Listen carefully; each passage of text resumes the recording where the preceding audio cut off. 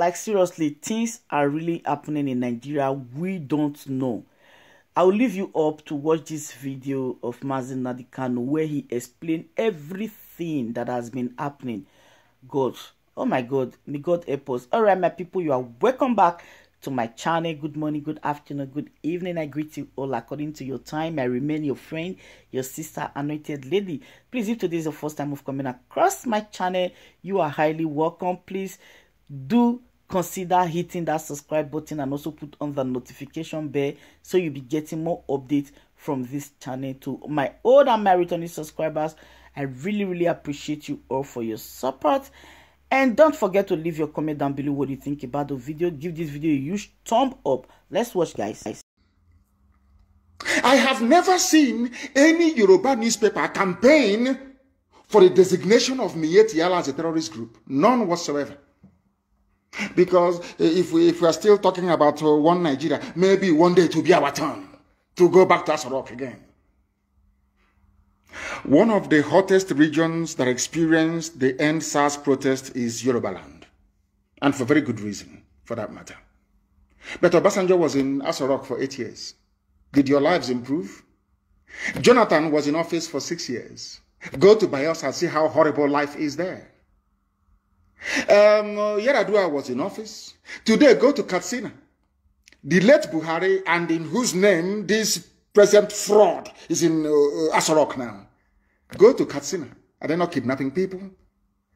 But I keep saying this, that people don't understand it. It's very simple logic. People prefer US visa, Canadian visa, New Zealand visa, Australian visa, Schengen visa, British visa, to living in the zoo. And I asked them, the president of America, is he from your village? I mean, not all of you campaigning for tribal presidency. He's the turn of an Igbo man. He's the turn of a Yoruba man. It must come to the south. Let me ask you, all of you have houses in Dubai. You travel to America, or some of you have houses in London. In England, is the Queen of England from your village?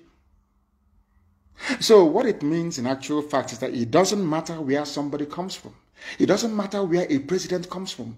What matters is the policies that individual is pursuing. Do you think we are that primitive and that crude enough to support any venture as daft as Igbo presidency? Look at Jonathan. I'm asking you a simple question. Look at Jonathan. Is Bayelsa any better? The so-called South-South? Look at Yoruba land. My very good father, Paya, the Banjodos who are campaigning, these are serious, learned men, campaigning for Nigeria to change.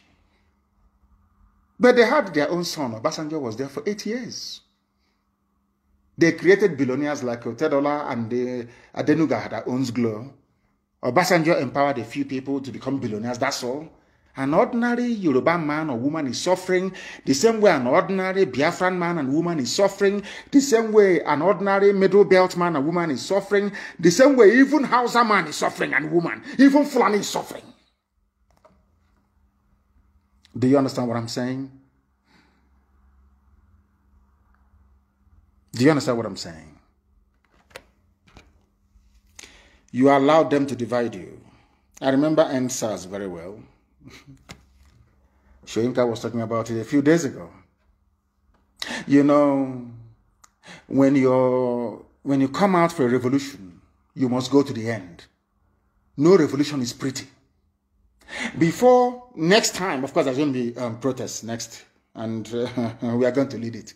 When next you are planning to come out to protest, before you do so, go and study the history of revolution. Russian Revolution, French Revolution, the Commonwealth, which is Cromwell's revolution in England, and George Washington's revolution in America. You can even read Chairman Mao's revolution. They are not pretty. They are not pleasant, I'm telling you. If you think that revolution is that you come out on the street, you dance to musicians, because you have seen Flavor, you have seen other musicians, you think that it's going to be a carnival, jamboree. No, it is not. They are only starting it. When the revolution failed was when Yoruba media allowed themselves to be used because they thought that should Nigeria collapse, Tinubu will not be president in 2023. That's all. So they kept writing. They kept writing. They introduced ethnicity. They brought in tribe. They brought in religion. They kept pumping your brain with rubbish, with nonsense every blessed day. Because you were not mentally tuned or tough enough to realize that in every revolution, things are very, very difficult. Because you failed to understand this. That was why you messed up. Everybody went home. You started looking for bags of rice, bags of beans. I'm sure that some of you have finished those palliative bills that got 1 carton of Indomie. The palliative is gone. And you're still in pain and in suffering. Had we remained on the streets, forgotten about palliatives, remained on the streets, by now the zoo would have collapsed. But you know, Yoruba media, they would like you to blame somebody. You want to blame. There has to be somebody to blame. Oh, he's a Nnamdi Kanu. Oh, he made a broadcast. Stupid idiots. As if during revolution there's no broadcast. Go and read Chairman Mao in China, the Cultural Revolution. Go and read about the Bolsheviks in Russia. Go and read about Oliver Cromwell. Oliver Cromwell caught the King of England, King Charles I, and cut off his head. You know what he said to Charles before he killed him? I want to prove to you that your blood is not blue but red like ours. I want to prove to you that you're a human being like all of us here. Oliver Cromwell cut off the head of a crowned king of Europe, King Charles I of England. Can you imagine people going to what's it called? To Asarok to cut off the head of this little boy from Yusuf Mohammed from Niger Republic. Hey, media will, what they write, oh my God. So a revolution is not pretty. If you're not prepared mentally for a revolution, then don't come out. People were saying that we are breaking into prisons and releasing people during the NSAS revolution. I said, why not? In France today, they celebrate the Bastille Day. Bastille was a prison. When the revolution started, the people went to the prison and they let every inmate out. That is called the revolution. You don't know. Oh, they went to prison. They're releasing prisoners, hoodlums and hoodlums. Idiots. They failed to realize that it was a revolution. A revolution. You have finished your two packets of Indomie from warehouse. Typical black people chasing food. Today, where is that food? You have eaten it, you have been to the toilet, it's over. And you're still suffering, you're in pain. And I reminded that was exactly what Che Guevara said when he came to Congo to fight. Che Guevara said, I cannot, when he went back to Latin America, they asked him, why did you come? He said, I cannot stay in Africa. An African man does not know how to put the need of his freedom before his stomach. He always wants to eat. Food, always. That was why he came back and went back to Latin America. The reason why I said this was because the Yoruba media is a problem in Nigeria. I'm telling you the truth. They have messed everything up. IPOB is proscribed, Nnamdi Kanu proscribed. They keep writing junk every day from idiots who don't exist. But I want to tell them something. The same Yoruba paper carried the headline, Punch. Our abductors spoke Fulfude, collected 4.5 million ransom, kidnapped Kaduna PFN chairman. PFN is Pentecostal Fellowship of Nigeria. This man, his name is Apostle Emmanuel Bago. He is telling you that those that kidnapped him, they spoke Fulfude, which means they are Fulani people. Only Fulani. That was the language I said to Yusuf Mohammed now that Jubril has run away. I asked Yusuf, come out and speak Fulfude. If you claim you're Buhari, because Buhari spoke fluent Fulfude. But of course, we are dealing with zoo animals. This man said it was Fulanis that kidnapped us. But the same newspaper will never recommend that all these Fulani bandits, groups, Mieti Allah be proscribed. No, not at all. Do you know why? because they don't threaten their interest of a Bola Ahmed Tinubu presidency in 2023. Now you understand. These are the type of newspapers and media houses you have in the zoo. They were the ones that came out at the height of the revolution and started writing rubbish. A very famous person talked about, I just want to talk about this End SARS protest for a minute because I've not spoken about it before now. Somebody said they were destroying properties, burning infrastructure, burning BLT or BRT bus, you know, the Lagos bus that was burnt down. Black people without conscience. My response to those individuals is this. They used those buses to transport thugs from Mushin to protest sites to Lekki Tollgate, to go and kill and attack peaceful protesters. That was why that very depot was burnt down. But when they write this, their junk, they never go to the beginning. It's just like DSS, who are every day they keep writing rubbish. Of course, Punch and all these other stupid newspapers, they keep helping them writing rubbish every blessed day. About how I jumped bail, how Nnamdi Kanu is a fugitive. They think if they keep writing it and Google keeps prioritizing it, or somehow when I travel to America to speak to lawmakers, somehow they say, oh, you're a fugitive, I won't talk to you. See, they think that white people are stupid, as stupid as they are. Do you understand what I'm saying?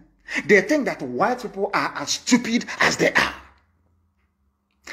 The same newspapers, they have the video of the raid of my house when the army came to kill me, as a result of which 28 of my men died. They are aware of it. My cousin died. As a result of it, my father and my mother died of the trauma from it. They know, they have the video. And they go to church, some of them. They go to the mosque, some of them, and they read and they study. They don't know who we are. They don't know that the anointing of the Almighty Elohim is upon us. They have no idea. And when they don't soldier, I said to them, I am in a very wonderful company. Pharaoh went after Moses. Is that true or false? Herod went after baby Jesus. Joseph and Mary took Jesus to Egypt. They fled to Egypt. Prophet Muhammad fled from Mecca to Medina. So I'm in a very wonderful company, you see. Those with the anointing of God, that is how it is. You come to kill them, you cannot kill them. But the zoo newspapers will never write about it. They want to give the world the impression that I had a court case and I don't want to appear. Nigeria need to tell you the wickedness and the evil of the mind of a black man. Very evil. Very evil. And I don't want to blame DSS for what they are doing. They are doing their job, trying their best to be a propaganda organization.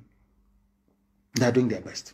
But I want to let them understand, the newspapers in the zoo, Vanguard, Punch, and all these idiots writing junk all the time, that I am in a very good company. When they talk about those who escaped or who survived the state-sponsored assassination, when you mention Moses, you mention Jesus, you mention Prophet Muhammad, then you mention Nnamdi Kanu. Now you understand it, don't you? Those who are killing and abducting you in Kaduna are Fulani people, according to Apostle Emmanuel Bako. But out of fear and timidity, Yoruba newspapers will not write about or write against Fulani Janjaweedism, because they want a pot of porridge in 2023 with Tinubu presidency. Typical black people. When their wives are pregnant, the editor of Punch newspaper, when the wife is pregnant, she will go to America to go and give birth. And I ask them, in that America you're going to, is Biden that is now coming in a Yoruba man? But in the zoo, Nigeria, you're writing about a Yoruba presidency. It must come to the south. Those morons in the East are writing about Igbo presidency. But your families are in America and all over Europe.